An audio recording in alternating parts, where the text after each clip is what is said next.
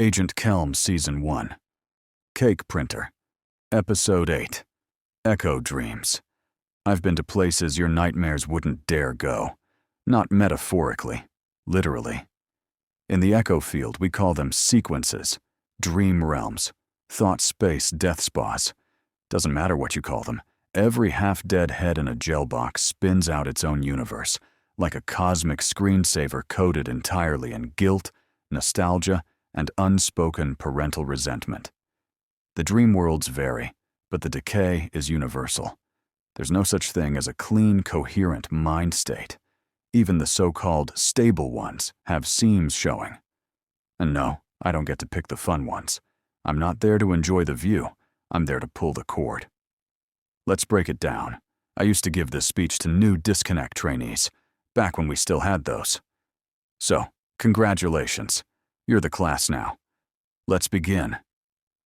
Category 1. Loopers. Same 10 minutes. Forever. Most common type. Usually a birthday. Or a sandwich. Seriously.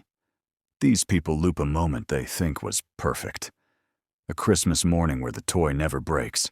A breakup where they finally say what they meant to say.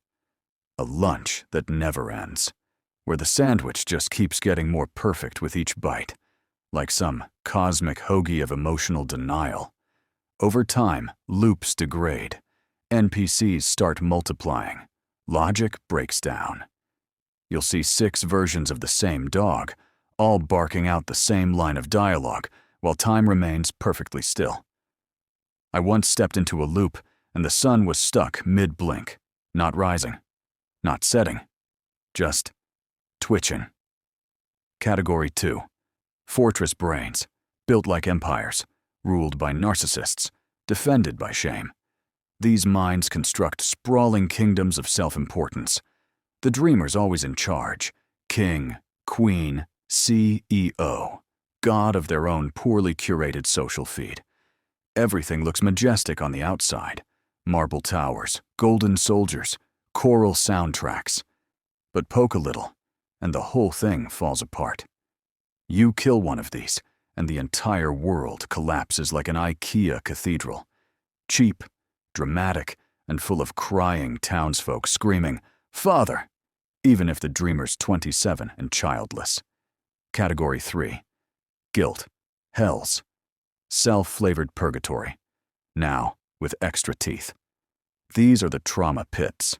Hostile environments coated in shame, fear, and parental disapproval. Picture a childhood home always on fire. A courtroom where every person speaks in your mother's voice. A never-ending funeral where you're invisible and cold. These sequences bite. NPCs are aggressive. The environment fights back. Physics get weird. Falling floors, flying knives, blood raining upward. It's like being trapped inside your own psychological Yelp review. Category 4. Ego shatter zones. These are the messes, the fragments, the thought soup, memories too far gone. You enter one of these, and it's like wandering through a junk drawer during an earthquake. Characters glitch, time skips, rooms change shape mid-step. Worst part? Identity bleed. These places are where I start forgetting who I am. Not poetically. Literally. Category 5. Constructivists. The nerds. Dreamers who build entire worlds from scratch. Civilizations. Mythologies. Tax codes. Fully functioning societies. They don't loop. They architect. One guy I met had an entire DMV run by paper doll angels.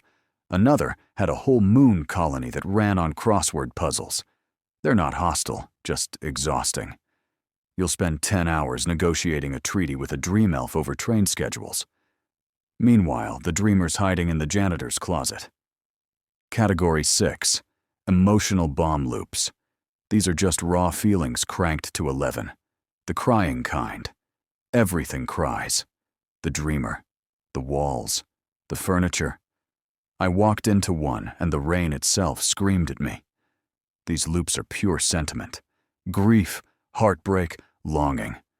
They manifest as endless weeping, cracked earth, flooded hallways, and sobbing furniture. Not dangerous, just contagious.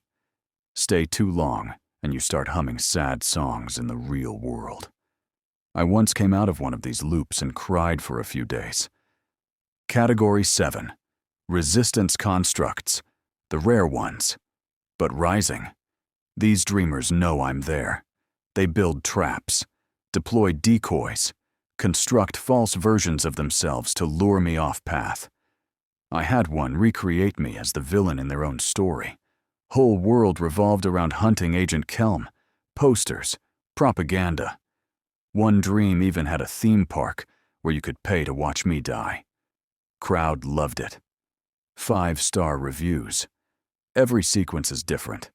Every kill feels familiar. The worst part, half of them don't even realize they're dead. They think I'm the dream, a memory, a metaphor.